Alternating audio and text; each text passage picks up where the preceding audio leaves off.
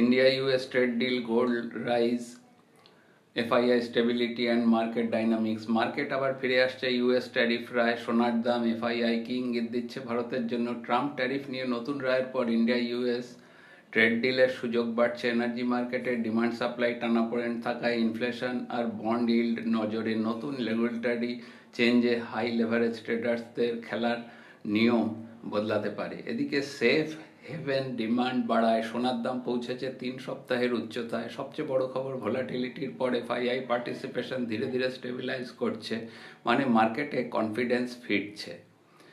India US trade opportunity, inflation and bond yield in focus, trading rules may change, gold at 3-week high, FII stabilization is equal to positive signal। এই পরিবর্তনের সময় আপনার investment strategy কি ready?